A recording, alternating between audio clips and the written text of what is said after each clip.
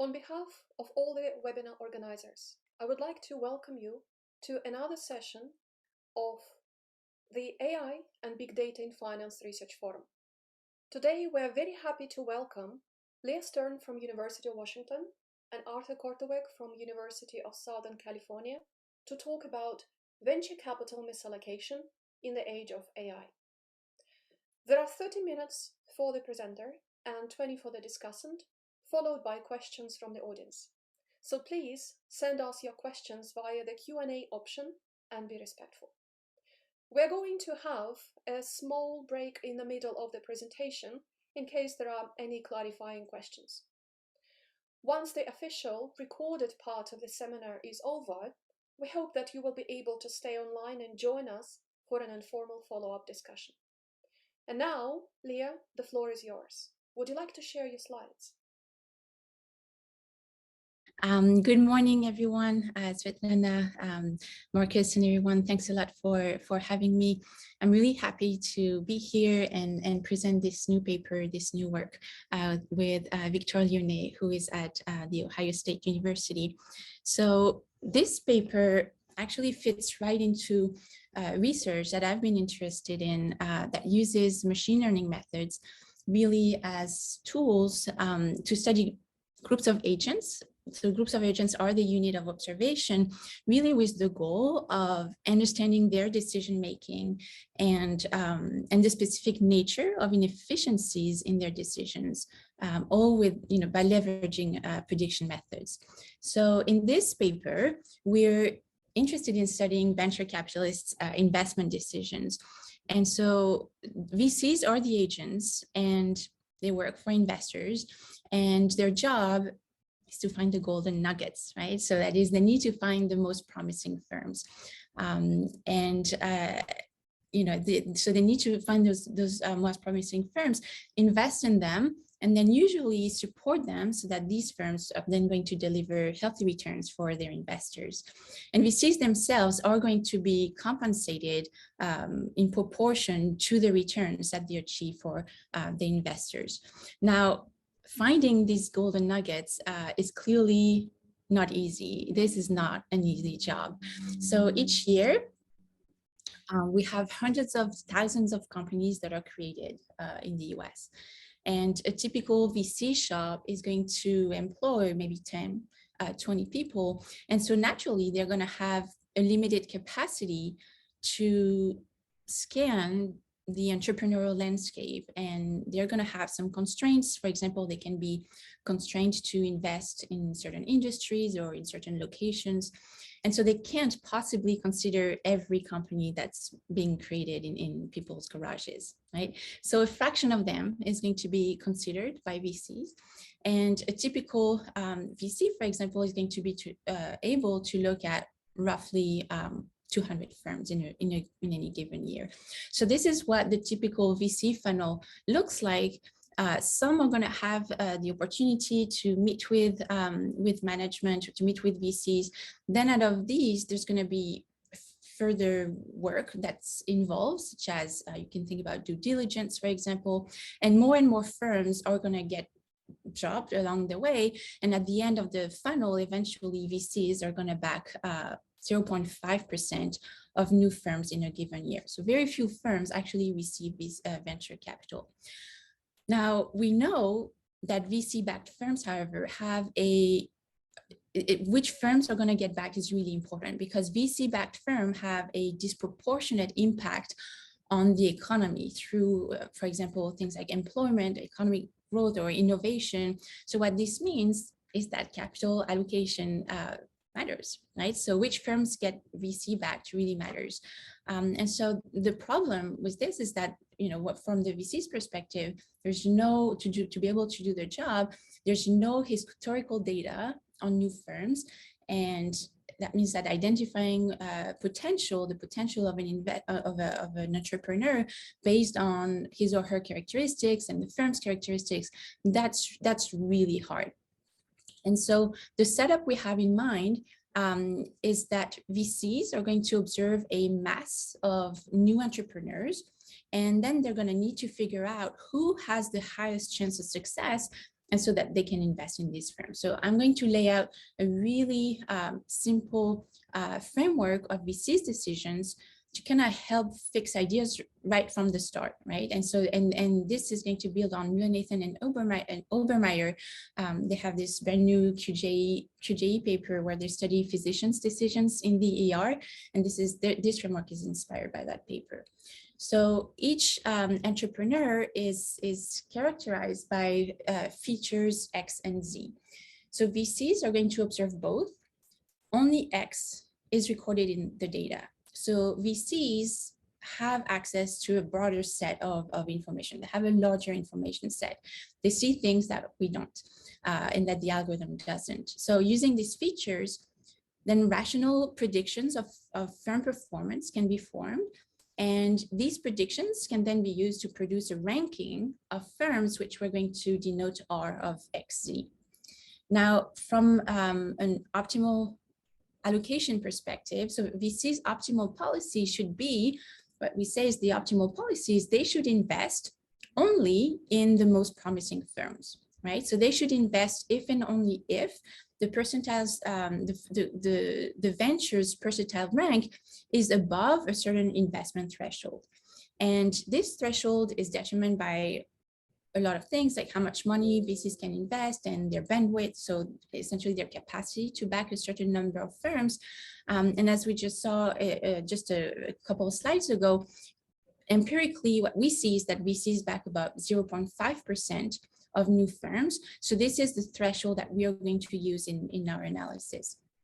So what our little framework or model says, or model of investing essentially says, is that VCs evaluate firms based on their potential. So they see the X, they see the Z's, they make predictions of who's going to perform really well, and they want to invest in the top ones because this is how they're going to reap the benefits. It's really that simple. So that's the optimal policy. Now, VCs at the actual policy can deviate from that optimal policy. So we introduce kind of a distortion term delta here, which essentially you can think about it as shifting the investment threshold for entrepreneurs with characteristics XZ. So for now, we're actually, let me say, agnostic with respect to why these shifts may arise. So, you could, for now, you could think about it as either as biases or constraints or private benefits or career concerns from investing in certain types of investors. So this is something I'll circle back to later. But the first thing, so this is the setup. Now, the first thing we do in the paper is to form these explicit rational predictions of future firm performance using machine learning algorithms. And we're going to design an algorithmic investment policy that's going to pick firms with the highest performance predictions. So those above the investment threshold that we set. And then we're going to compare this policy or the firms selected by this policy to VC's decisions. So that's going to be our first exercise. And then we'll use the firms selected by the algorithmic policy to develop a methodology to estimate the shadow costs of some constraints that VCs are subject to. Then in the second part, we get to the heart of the paper, which is to use the predictions to learn about agents' behavior. So we create a separate model to predict VC's behavior, to kind of get into their head, to kind of get insights into how they decide which firms to back. In the interest of time, I'm not going to be able to cover this model of VC's decisions today, but the insights that we get from this exercise is going to prompt us to look into how much of VC's decisions we can understand through the lens of stereotypical thinking. And I'm going to show you results on this. Before we go a little bit further, there's 2 points I'd like to emphasize. So first, our primary goal with this whole exercise is not to run a horse race between humans and machines. It's not. We're also not going to advocate for any kind of automation of VC's activities or investment decisions. Instead, the reason why we use machine learning in this paper is really we want to use ML to understand why VCs might select firms that are different from those that an algorithm would select. And our primary goal, again, is to uncover potential sources of inefficiencies in their decision-making. The second point that I'd like to emphasize is that we run those predictions. We get predictions of performance from the algorithm. We do not assume that these predictions are correct, right? And that VCs would be wrong, right? So we do not think that those predictions are, if they disagree, we don't think that the algorithm is superior to VCs. We're going to use the predictions from the algorithm to zoom in and identify some potential inefficiencies.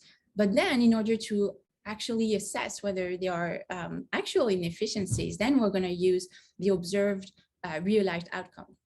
Right? And so we really view our work as a scoping exercise to assess how we can use algorithms as tools to help us understand VC's decisions.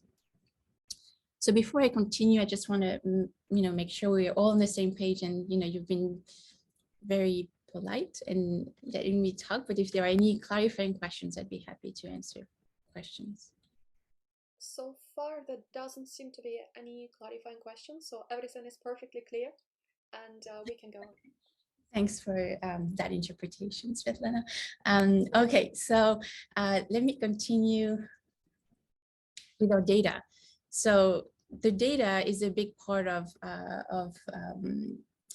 why we can actually do this project. So our main source of data is French administrative data that includes a really large and representative sample of entrepreneurs in the French economy. So we have this entrepreneur survey that's conducted every 4 years between 1998 and 2010. The survey covers about 1/3 of all entrepreneurs who started a business in the French economy that year. The response rate for this survey is super high. It's over, I believe, 85%, over 85%. And that's because the questionnaire the sending of the questionnaire is supervised by tax authorities, and it's mandatory. So we have a really high response rate. So it means we don't have kind of a reporting bias of any kind. So questions included in the survey that is sent to these new entrepreneurs is really quite detailed. And it's going to include like the entrepreneur's demographics, his or her expertise, experience, motivation, and expectations for the business. And the survey is also what we use to identify whether a firm is VC-backed or not, because that's one of the questions in the survey. So we're going to match this to another administrative data set that contains detailed financial statements for all these new private firms, and we get that from the corporate tax filings. And we're also going to merge this with more traditional commercial data sets to get some M&A and IPO data from SDC and Zephyr. So there are really key advantages to the data that are absolutely crucial for our exercise here. The first is that the data includes both VC-backed and non-VC-backed firms, and we can observe the outcome, the operating performance for everyone, right? So not just for VC-backed firm. And this is actually in contrast to most of the literature, which typically relies on commercial data sets known to contain reporting biases, right? And only contain firms that are VC-backed. So it's really rare for papers to be able to see, to observe kind of a good snapshot, a representative snapshot of the entire economy.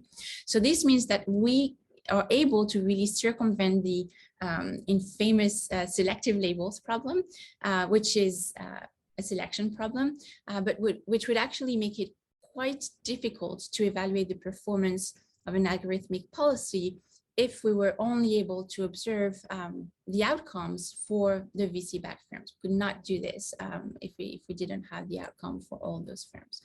Now, the second key advantage of our data is that we don't have a survivorship bias. We observe all new firms. So even if at some point they die, they're still in our sample. We see when they were born, and then we can see how long they live, and we can see their performance while they're here. So there's no selection and no reporting bias, no survivorship bias in the data. Now, there is some ghost data on this slide that you don't see, and it's the data we wish we had, but we don't. So there are things that we don't see. So let me explain. We don't see which VC invested in which firm, or how much they invested in each firm. We don't observe deal level returns or deal negotiations or deal terms, right? So this we don't know, but we do know for each firm. So we have all of the, we have a panel data. We see kind of the answers from the entrepreneur from the survey, right? So we have all of the entrepreneur information and of the firm information, and we observe financial information over several years. And we know for each firm whether it received venture capital from any VC. So we see kind of the VC's decisions in the aggregate. We see whether a firm received venture capital from any VC, and we know this for this really large and representative sample of the entire French economy. So there are about 124 new firms in our sample. This is after we make sure that we drop firms in industries that never receive venture capital at any point during our sample period. And this is really to make sure that the algorithm looks at firms that are kind of VC kosher, that are VC compatible, at least with respect to their industry. We have over 400 entrepreneur and firm features, so characteristics from we're going to use this for the first 3 cohorts of entrepreneurs, and we're going to use this to train an XGBoost model to make performance predictions that we denote MHAT. And so we're going to use different outcomes to measure performance. And again, keep in mind that any measure of performance that we're going to use, they need to be available for all new firms, right? So regardless of whether they were VC backed or not. And so all the results that I'm going to show you today are going to be only for observations in our test set, which is the 2010 cohort of entrepreneurs. So the first 3 cohorts are used to train the model.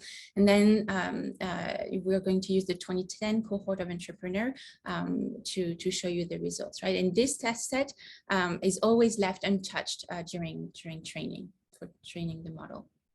So the algorithm is going to make performance predictions MHAT, which is going to yield a ranking of firms in the test set. And then the algorithmic policy is going to select the top 0.5%. Okay, so this is the realized distribution of performance for all firms, again, in that test set. So this graph includes about 38,000 observations. That's how many observations we have in the test set. And the performance measure that you see here is the log of what's called value added, which is a measure of operating performance. And essentially, you can think about it as EBITDA. So this is the distribution for all firms in the test set. Now in green here, this is the realized distribution of performance for VC-backed firms. So what you can, as you can see, on average, VC-backed firms do much better than the average firm in the economy. And you can see this was the mean here. So 2.26 is the average for VC-backed firms, and for all firms in what it's 1.88. You can see there's a longer right tail, fatter right tail as well. Now, what about the algorithmic policy? So in blue here, this is the realized performance predictions for firms selected by the algorithmic policy in the test set. And as you can see, there's really a shift to the right when compared to VC-backed firms. Note that we get really similar results if instead of predicting the log of value added at H5, we run an XGBoost classifier that's just going to predict for each firm whether it's going to be in the top 5% of its cohort. So this is really telling us that VCs seem to invest in firms that actually perform poorly, and that this was predictable, and that they pass on some firms that do predictably well. And so if we tie this back to a little framework from just a little while ago, this suggests that VCs may not be following the optimal policy. So it seems that they do not back the firms with the highest chances of success.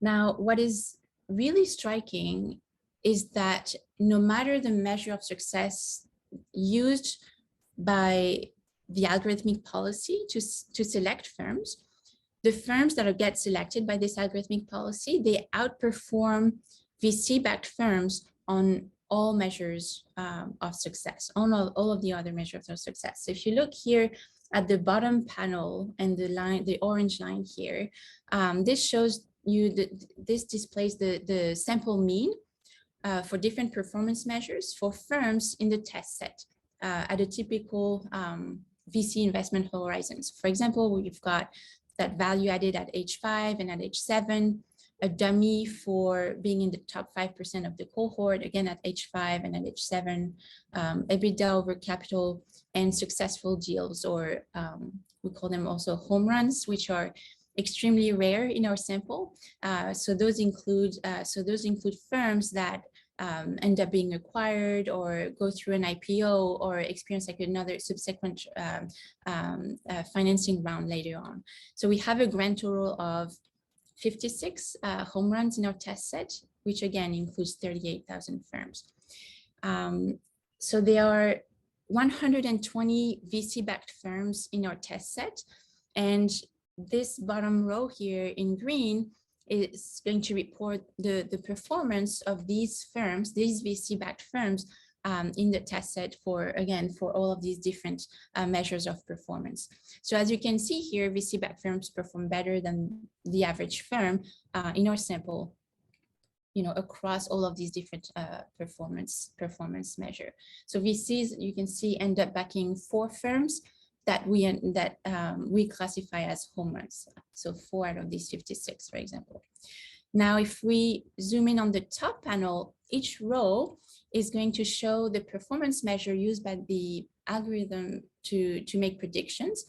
And the columns is going to show you the realized performance of the firms selected by this algorithmic policy, again, across these different performance measures. So what's really striking is that no matter the performance measure that's used by the algorithmic policy to make the selection of firms, the firms that it picks outperform VC-backed firms on all dimensions. So you can see all of the numbers here in blue are higher than those in green across different rows. So no matter how the algorithmic policy selects firms, the predictions that it makes, right? And that's the case also even for measures that do specifically or explicitly account for VC's preference for skewness. So we consider being in the top 5%, accounting for skewness, and the successful deals also accounting for skewness. So for example, you see that when the algorithm tries to predict these home runs, it selects 11 firms out of those 56, right, that end up being a home run, and VCs select 4. So overall, the algorithmic policy does really well, and it's not limited to one particular measure of firm performance. And again, it accounts directly for VC's preference for skewness. So again, tying back to the model, this is our first hint that suggests that VCs do not follow that optimal policy that we set, because there seems to be an allocation that uses ex-ante predictions that is able to achieve better performance. So given these results, we'd like to understand why that's the case. So the first thing we look at is the constraints that VCs face. So the average portfolio firm's performance here is reported on the y-axis in this graph. And at the bottom here, the status quo is at the bottom left corner. And it's the performance of those 120 VC-backed firms in our test set, which, if you recall, it was 2.26, right? And then we're going to design a centaur model that's going to start by ranking all VC-backed firms in the test set according to the algorithmic predictions M hat. And the centaur is going to drop VC-backed firms one by one. It's going to start with the lowest M hat, so the firm that the algorithm thinks is going to perform the worst. And next, the centaur is going to replace this dropped firm with its top choice, right? So the firm with the highest M hat. And so this swapping is going to continue as we move from left to right until the centaur model has replaced all of the VC-backed firms that are below the investment threshold with firms with the highest predicted performance. So as we move from left to right, the portfolio becomes less and less human, if you will, and more machine. So until we reach the point, the rightmost point, which is going to report the performance of the algorithmic policy. So we call this red line the unconstrained centaur, because the algorithmic policy effectively can choose from an unconstrained pool of replacement firms in the economy. And this is in contrast to our centaur models that are constrained. And so our constrained centaur models are limited to picking firms that satisfy some constraints that VCs may face. So for example, in this case, for each firm that it drops, the blue centaur model is constrained to picking a firm that operates in the same industry, right? So the blue centaur model must pick firms in the same industry. And here, the green line, that centaur model is constrained to selecting a firm that operates in the same location as the VC-backed firm that it just dropped, right? And then we run a different centaur model, which is kind of the most constrained, because here the algorithmic policy must replace the VC-backed firm that it drops with a firm that operates in the same industry and the same location as the firm that it drops.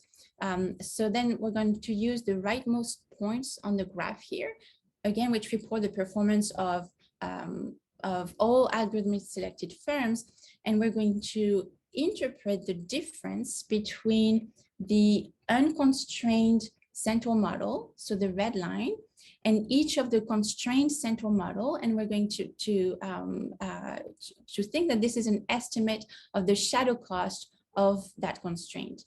So we find, for example, that the shadow cost of the industry of, if you're constrained to investing in a certain industry is 30%, and if you're constrained to invest in a specific location, that shadow cost is going to be 13%. Now, importantly, even the most constrained centaur model does much better than BC's. And so this suggests that these constraints alone cannot fully explain why the policy outperforms VC. So this is something else to go back to, but first I'm going to discuss briefly one assumption, a key assumption that we make. So when we compare the algorithmic policy to VCs, we assume that VCs could have invested in the firms that are selected by the policy, and that these firms would have said, sure, I want venture capital.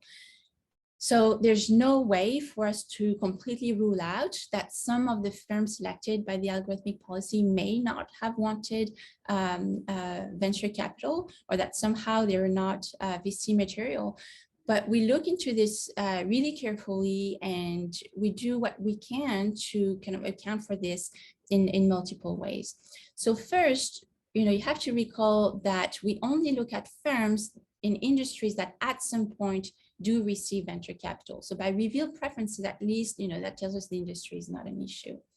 We also do another test where we find the same results if we restrict the pool of entrepreneurs that the algorithmic policy can choose from for entrepreneurs that have the exact same growth aspirations as the dropped VC-backed entrepreneurs. So the algorithmic policy chooses entrepreneurs who had the same responses to the growth aspiration questions as the dropped VC-backed entrepreneurs, and we find very similar results. So these results and others all convey the same thing, and what this tells us is that there's really no reason to believe that there's either demand side or supply side concerns that would systematically explain why firms selected by the algorithms were not VC-backed. All right, so now we've discussed the algorithmic policies, performance, and we've showed evidence that points to the possibility that VCs invest in predictably bad firms and they pass on good ones. And now we want to understand how VCs make their decisions. So we're going to start by, oh, why am I back to this?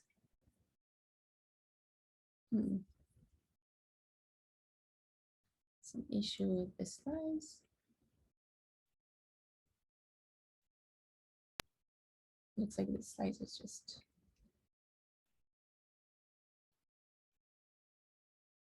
Okay, I'm not sure what happened here. So the first thing that we do is we want to compare the characteristics of VC-backed entrepreneurs to entrepreneurs that have been selected by the algorithmic policy. So what we see is that VCs tend to like really young entrepreneurs compared to the policy. And this is actually in line with some finding in the literature. The algorithmic policy selects more female entrepreneurs than VCs and more entrepreneurs with a graduate degree and fewer entrepreneurs that are based in Paris compared to VCs. Then we continue to explore how VCs make their decisions, and we estimate these separate models of VCs decisions. Again, I'm not going to look into this because in the interest of time, but these results do suggest that VCs may be bounded rational, and we do find evidence that VCs care about things other than simply investing in firms with the highest performance. So this leads us to think and to really ask whether stereotypical thinking can explain VC's decisions. So do VCs select entrepreneurs with features that are representative of success? So we follow the literature. Yes. You have about a minute left, maybe. Okay, I'll try to speed up.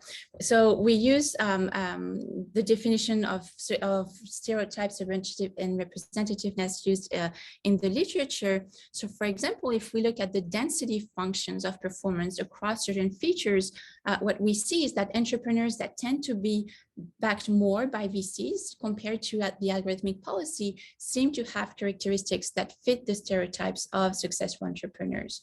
So then we're going to show this more directly by looking at the fraction of entrepreneurs with a specific feature among the top 5%, so among the most successful entrepreneurs, and compare that to how prevalent this feature is among all of the other entrepreneurs who are not the top entrepreneurs. And the ratio of the two is the measure of representativeness used in the literature, so by Bordello and Al, for example. So ratios above 1 here tells us that this feature is more prevalent in the most successful entrepreneurs compared to the other ones. As you can see, ratios are above 1 and they're even higher than 2 for some features such as attending an elite school or entrepreneur optimism. So VCs appear to select founders that fit the stereotypes of the most successful entrepreneurs. And so they seem to rely on these stereotypes to identify the most promising firms, because again, identifying those golden nuggets is really hard. So then in order to see whether this reliance on stereotypes leads to errors in the form of biases, we're going to follow the approach in Nathan and Obermeyer, and we're going to create simple models of predicted performance. So here we're going to use the exact same setup as before, but instead we're going to, the only thing that changes, we're going to restrict the set of input features that the algorithm has access to inputs that may be representative of the most successful entrepreneurs. So we're going to regress VC's decisions on predicted performance that uses the full set of features and on predictions that use only these simple models that's restricted on a really subset of features. So the important thing is that VCs, in principle, the simple model here should not predict VC's decisions. So the features used in that simple model should not matter for VC's decisions beyond their effect on performance. So the null is that beta 2 is 0. Beta 2 is not equal to 0. This suggests that the input features used to make these performance predictions in the simple model, they explain VC's decisions beyond the effect of these features on performance. So VCs exaggerate some features, they would exaggerate these features when making investment decisions. So what we find is that VCs overweight certain entrepreneur features. They exaggerate features such as being male, having a graduate degree, or from a Grande École, which is an elite school in France. They also overweight the entrepreneur's optimism and serial entrepreneurs. When we look at firm level features, we find that VCs overback Paris-based firms and firms in the high-tech industry compared to what performance would suggest. And so to conclude, we use machine learning to study how VCs make their investment decisions. And this exercise is greatly facilitated by key advantages of our data. So again, no selective labels. We see the outcomes for all firms, operating performance for all firms, VC backed or not, no survivorship bias. We find that VCs invest in firms that perform predictably poorly. They pass up on firms that do really well, and constraints alone seem to not be able to explain these results. So we create models of VCs' decisions to understand why VCs and algorithm selections differ. We find that VCs are more likely to back firms with entrepreneurs with characteristics that are representative, that fit the stereotypes of the most successful entrepreneurs. But this reliance on stereotypes make VCs make errors because they exaggerate some of these representative features of success in their decisions. Thank you very much, everyone. And Arthur, I really look forward to your thoughts and comments. Thank you very much, Leah. I would like to remind everybody that we are collecting questions via the Q&A option to be addressed after the discussion. So please send us your questions and comments. Arthur, would you like to share your slides? Yes, thank you very much. Let me set this up here. Okay, hopefully everybody can see my slides. I'm going to presume you can, unless you tell me otherwise. So thank you very much for inviting me to present, not present, but rather discuss this paper. It's a great paper. I really enjoyed reading it. I'm not a machine learning AI person. I did a bunch of Bayesian econometrics and such back in the day. But like the rest of the finance profession, I'm very interested in learning more about AI and machine learning and potentially using it in my own work. So this was a great opportunity for me to dig a little bit deeper into what we can do and what are the techniques that we can use in finance in this area. One thing I would ask from the authors is it would be great to have a bit more detail about the algorithm and how does it work and what are some of the under the hood results that come out of it. Not so much in the main paper, but in some appendix for those of us who are interested in kind of digging deeper into that stuff. Now, the paper has a pretty clear message, and it's very well written. I would highly recommend everybody take a read of it. It's fascinating. The results are quite striking. The main message to me is that venture capitalists can improve on their startup company selection process using some of these ML AI techniques.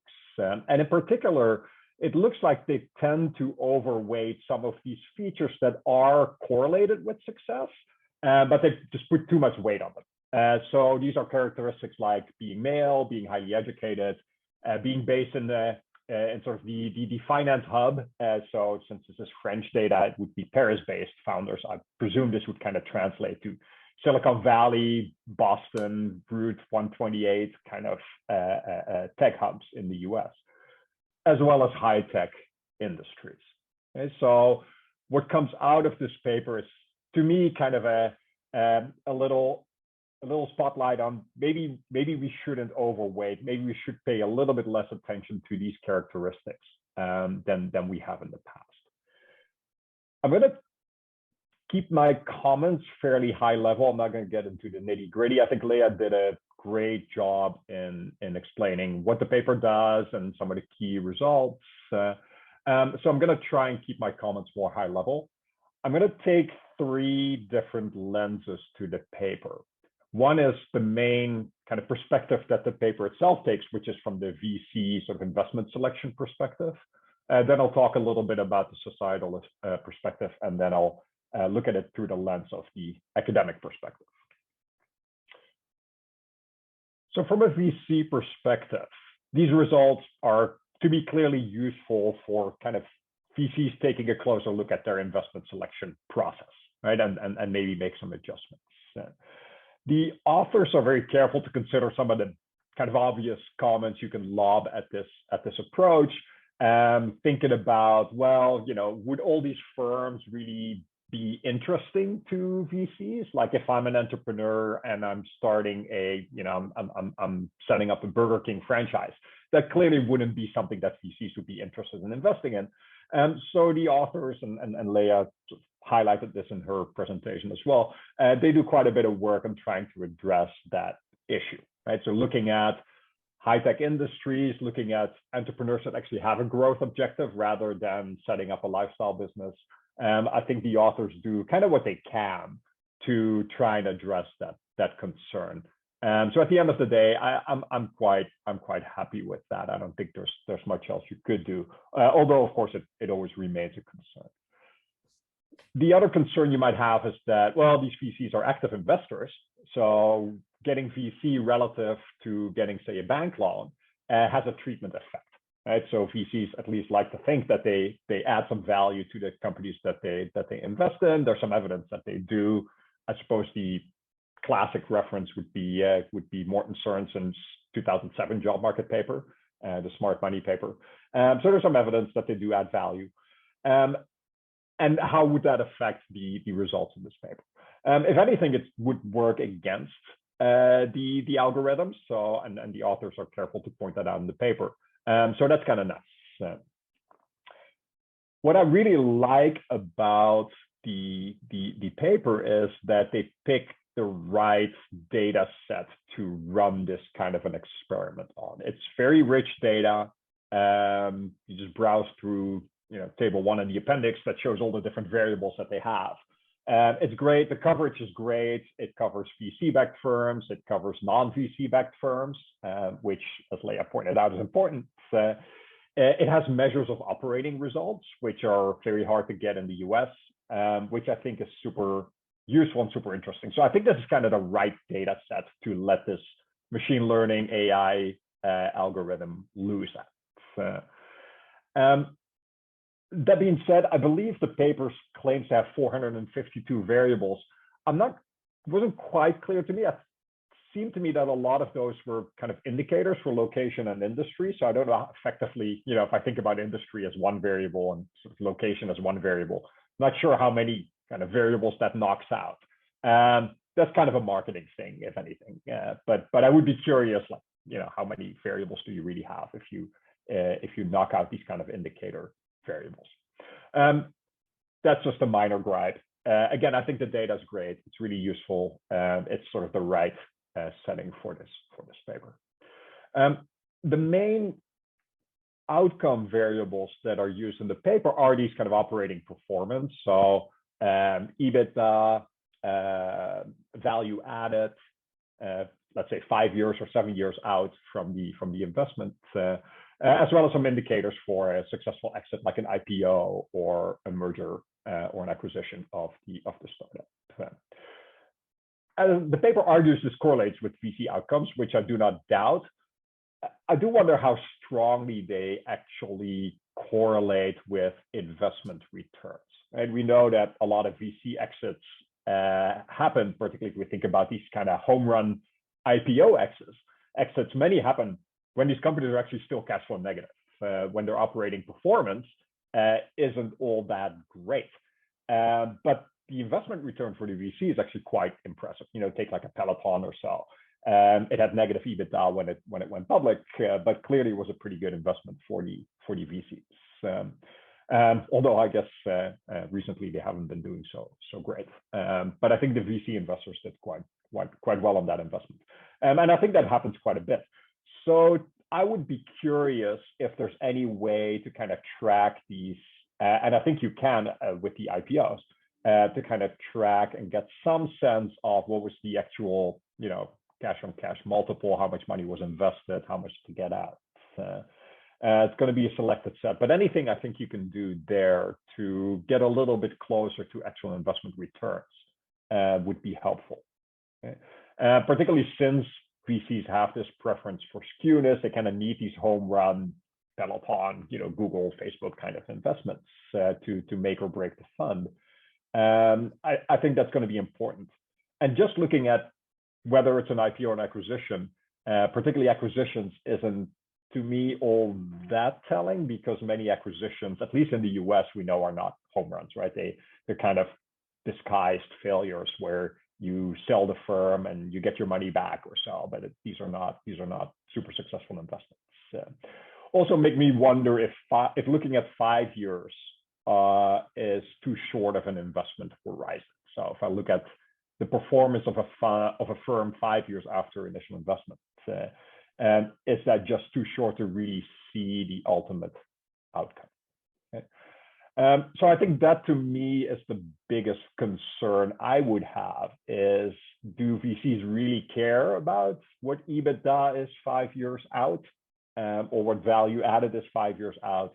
Or are they really looking at, how many times revenue can I sell this firm, and what are the revenues 5 years out? So, which is a somewhat different thing. They're going to be correlated, but you might find some different results if you take that perspective. To me, these returns are also important to figure out the optimal policy of how many firms should we fund. And I think the paper's kind of silent on this. They say, well, historically, about 0.5% of firms get funded, and so we're just going to take the top 0.5%. But what's kind of the right threshold, right? Well, should it be the top 0.5%? Should it be the top 1%? What is really that threshold where we should cut it off? What are still attractive investments for VC and which are not? So I think that would be an interesting thing to consider if there's a way to do so. Moving to the sort of the societal, the aggregate perspective. One thing about this sample is that these are all firms that ultimately did get funding, if not by VC, then by some other means, banks, maybe friends and family, whatever they get their funding from, they got funded somehow, right? So really what we're comparing is a VC funded firm versus an otherwise funded firm, right? So if we're thinking about, maybe VCs don't have the exact quote unquote right investment policy, maybe they overrate some features and not others. Well, these firms still got funded by somebody else, right? So what's the inefficiency? Is there an internal margin where these companies aren't raising enough funding? Are they maybe not raising the optimal amount of funding in a first best world? Or are there firms that kind of fall through the cracks? How many firms were actually not able to raise funding at all because of these kind of inefficiencies in the investment selection process? Of course, this is going to be a hard question to answer, and you just don't have data on firms that were looking for funding but didn't get any funding. But I think it's worthwhile kind of considering in the paper and sort of blocking off what can you say and what can you not say about these kind of investment inefficiencies and potential biases in the investment process. Then finally, moving to the academic perspective. One thing I take away from the paper is that, well, there's certain characteristics that seem to correlate with success, right? But what we really want to know is what are kind of the fundamental drivers of success, right? From a more causal kind of perspective. So we throw a lot of covariates at this algorithm, and it's going to pick up that, oh, success kind of correlates with certain things like being Paris-based, or I think that's just one of the variables that comes out of the paper. The startup paying for external administrative and accounting services, and that's somewhat predictive of success. That's interesting, and that's useful to know. Does that mean that if a firm hires an external accounting firm, that it necessarily becomes more successful? Probably not, right? It's probably something that's correlated with the omitted variables here, that that are certainly described in the paper. Certainly the authors are aware that there's going to be certain omitted variables here. But we'd love to know more about what is really a fundamental kind of causal driver versus what is simply just correlated with success. Right? And you might say, well, the paper's not really about that. We're only interested in predicting success, whatever that variable might be, whether it's causal or not, or whether it's just kind of correlated with the omitted stuff. Doesn't matter for forecasting. Yeah, at the same time, the authors are presuming that the VCs do observe these omitted variables, right? So if you take the paper really seriously, then if VCs were to put less weight on, say, being Paris-based, that might actually push you in the wrong direction, because what's really important is the omitted variable that being Paris-based is correlated with, and that's what you want to kind of focus on. So even if you take this as a purely kind of forecasting approach, I think there's a little tension there between assuming that the VCs actually observe these omitted variables, but you're not. The other thing that's going to be important, especially since you only have one cohort on which you can test the predictions, you're only using the 2010 cohort. How stable are these kind of predictors over time? Right? So we know that the types of companies that get funded kind of change over time. The funding environment changes over time. So it would be really interesting to know how stable are these kind of predictors.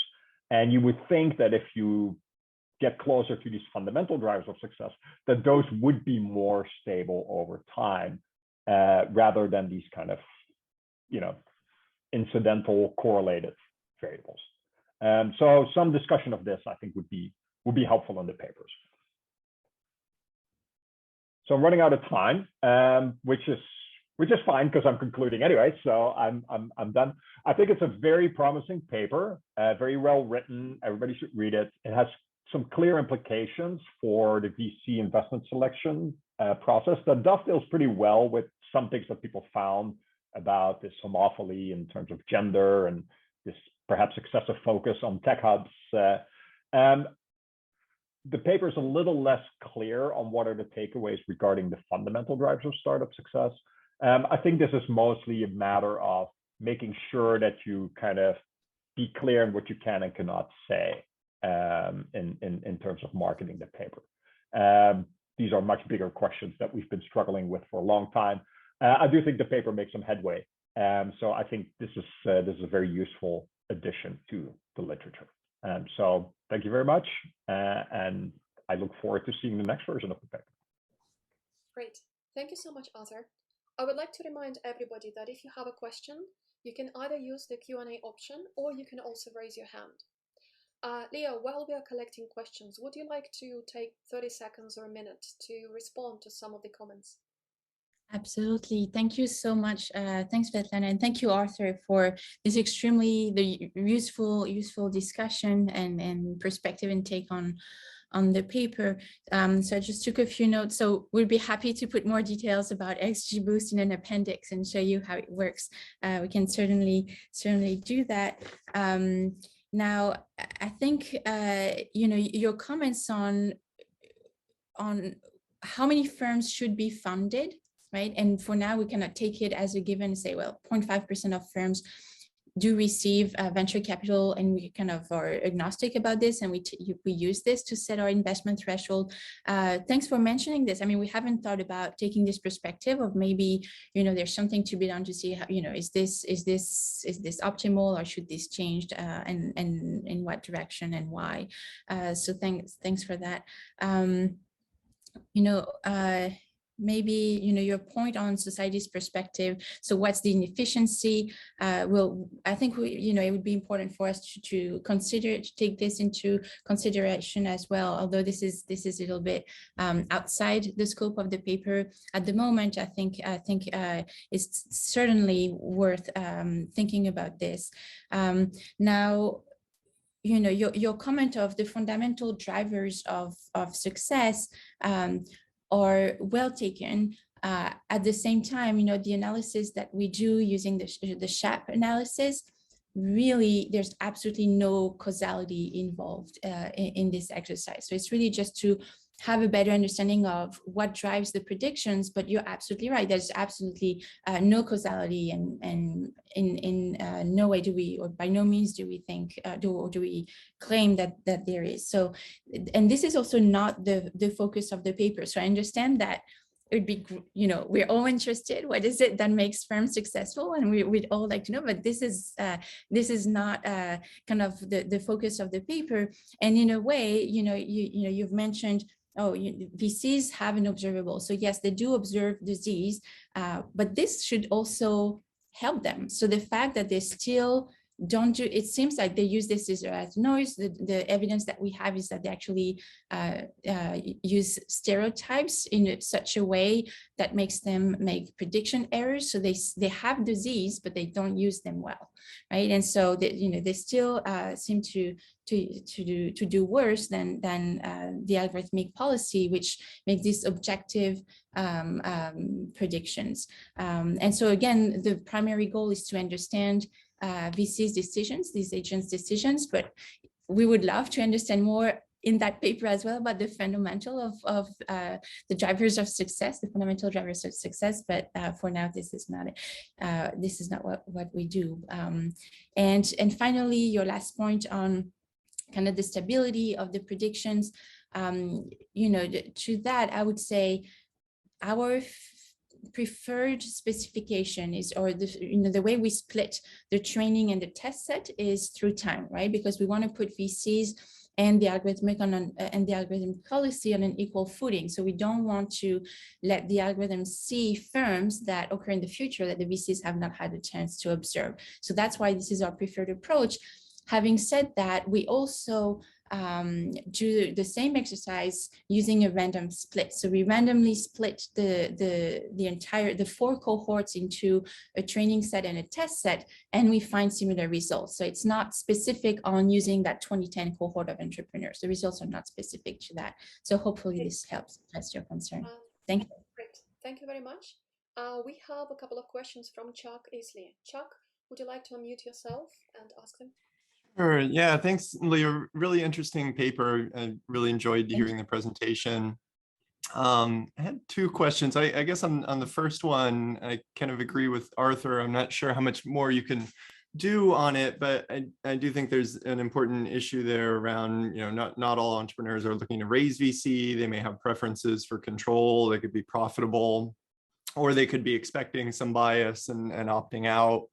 Or the VCs may not have the expertise around products oriented at a female consumer or an African-American consumer to be able to evaluate. The second one, I think there might be more that you could do.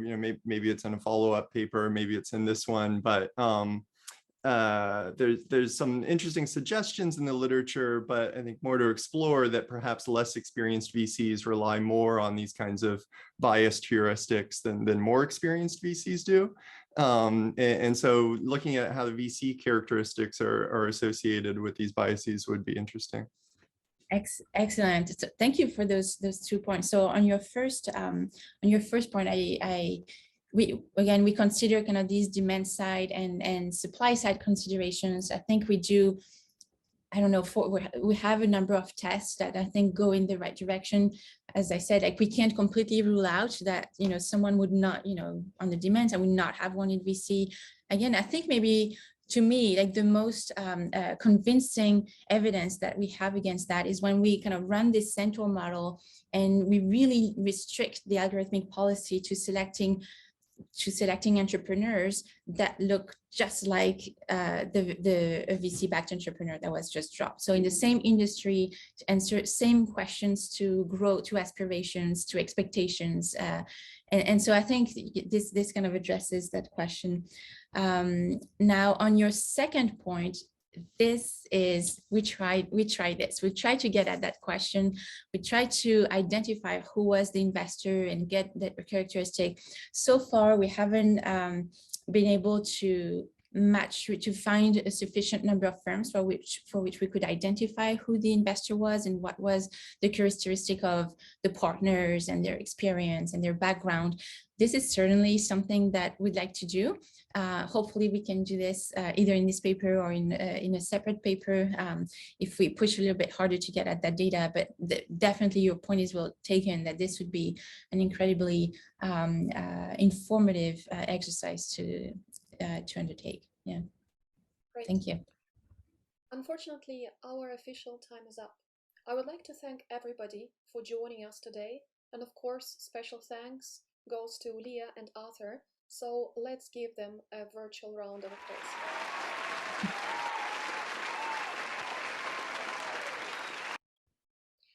We hope that you enjoyed our session today and look forward to seeing you all next month. For all the up-to-date information, please check our website. We're stopping the recording now. We hope that you can stay for a few more minutes and join our informal post-seminar discussion where you can ask follow-up questions. We're going to upgrade all the remaining participants to the panelist status so that we could all see each other and have a nice chat.